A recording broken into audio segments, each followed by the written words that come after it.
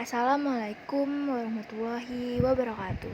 Di sini saya akan mempresentasikan tugas Pancasila membuat proyek warga negara.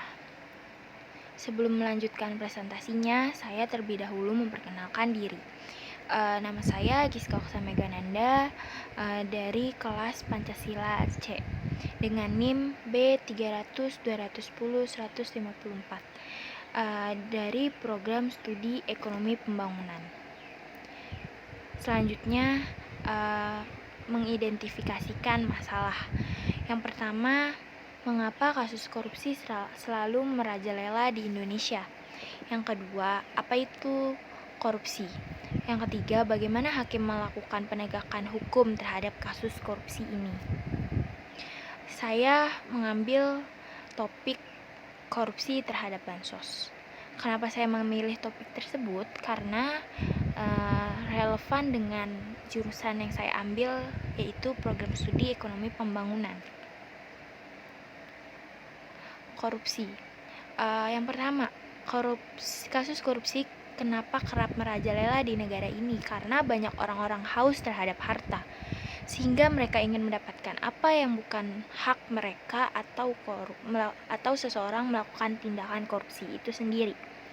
Yang kedua, korupsi itu sendiri merupakan tindakan pejabat publik, baik politisi maupun pegawai negeri, serta pihak lain yang terlibat dalam tindakan itu yang secara tidak wajar dan tidak legal menyalahgunakan kepercayaan publik yang dikuasakan kepada mereka untuk mendapatkan keuntungan sepihak. Jadi korupsi hanya menguntungkan belah satu pihak saja, yang sedangkan pihak lain tidak diuntungkan sama sekali. Makanya dari itu kita harus memperkecil bagaimana cara tindakan korupsi itu tidak terjadi lagi. Yang selanjutnya itu kasus yang merupakan korupsi terhadap bansos dapat dihukum 12 tahun penjara dan pidana denda sejumlah 500 juta rupiah dengan ketentuan apabila denda tersebut tidak dibayar digantikan dengan pidana kurungan selama 6 bulan. Ini merupakan ringkasan mengenai kasus bansos. Pada tanggal 6 Desember 2020, KPK menetapkan Menteri Sosial Juliari Batubara sebagai tersangka kasus dugaan suap bantuan sosial penanganan pandemi COVID-19 atau bisa disebut juga bansos untuk wilayah Jabodetabek pada tahun 2020. Penetapan tersangka Juliari saat itu merupakan tindak lanjut atas operasi tangkap tangan yang dilakukan KPK pada Jumat 5 Desember 2020. Usai ditetapkan sebagai tersangka pada malam harinya, Juliari menyerahkan diri ke KPK. Hubungan kasus tersebut dengan Pancasila. Yang pertama itu hubungannya dengan sila pertama, ketuhanan yang Maha Esa.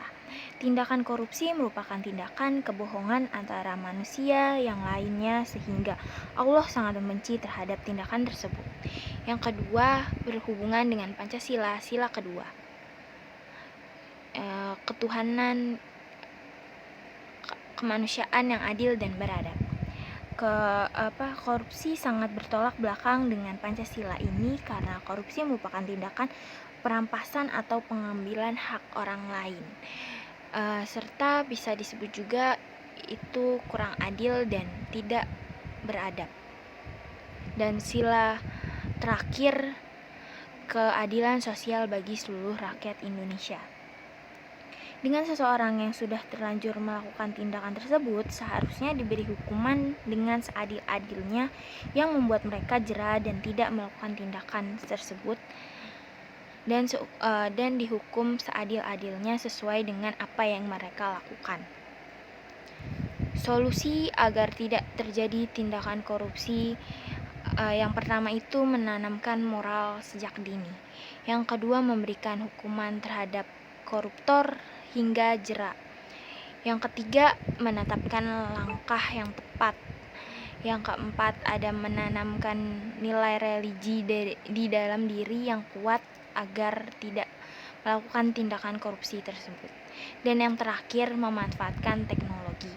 Memanfaatkan teknologi ini kita bisa menyaring hal-hal yang baik dari teknologi, sehingga kita tidak akan terjerumus.